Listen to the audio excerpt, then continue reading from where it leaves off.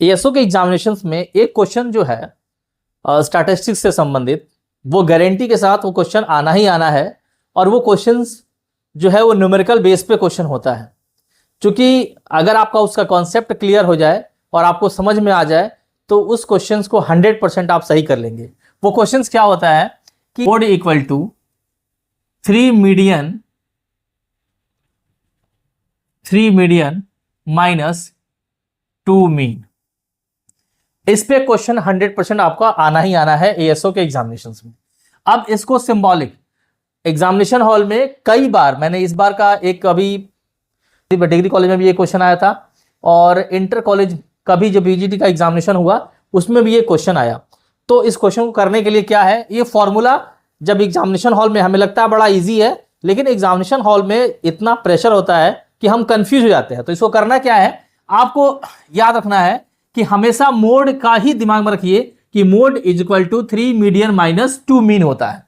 इसको symbolic sign में भी याद रखिए, मोड को हम सिंबॉलिक साइन Z से डिफाइन करते हैं और कैपिटल M होता है -2 मीन, यानी हम इसको X बार से डिनोट करते हैं।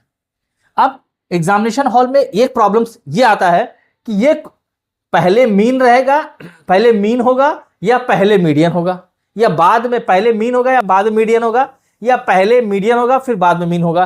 तो ये कंफ्यूजन को दूर करने के लिए मैंने एक शॉर्टकट दिमाग में रखा हुआ है, उस तरीके से हमें कभी भी कंफ्यूज नहीं होता हूं। 3 का मतलब बड़ा नंबर है तो इस पे बड़ी स्पेलिंग होगी, 2 का मतलब छोटा है तो इसमें छोटी वाली स्पेलिंग होगी। कहने का मतलब यह है कि 3 लेटर ही नहीं है, लेकिन 3 हमारा अधिक स्पेलिंग वाले पहले होगा और कम स्पेलिंग वाला हमारा बाद में रहेगा। ये आप इसको मेमोरी में अपने रखिए और आपका क्वेश्चन बिल्कुल भी गलत नहीं होगा। दूसरा नंबर, इस बार जो क्वेश्चन आया था उसमें M0 equal to 3 median minus 2 mean. ये कहा था कि इसमें से कौन सा फॉर्मूला सही है, और भी दे रखे थे तो उसमें M0 का यूज किया है, Z का नहीं यूज किया गया था। तो M0 का मतलब भी हमारा मोड से ही है। अब इसमें कोई भी वैल्यू आ जाए तो आप उस वैल्यू को पुट ऑफ करके आप अपना जो है वो क्वेश्चंस निकाल सकते हैं। तो ये एक था छोटा सा, और 100% गारंटी के साथ ये क्वेश्चन आना ही आना है आपके एग्जामिनेशंस में। तो mode is equal to 3 median minus 2 mean. मैंने बताया था कि अधिक स्पेलिंग वाली पहले रहेगा और कम स्पेलिंग वाले बाद में रहेगा, यानी 3 मीडियन माइनस 2 मीन, और माइनस कर देंगे। इनमें से कोई भी वैल्यू दे रखा होगा, मोड की वैल्यू दे रखा होगा, मीडियन की वैल्यू दे रखा होगा, और कहा जाएगा मीन की वैल्यू आप फाइंड करिए।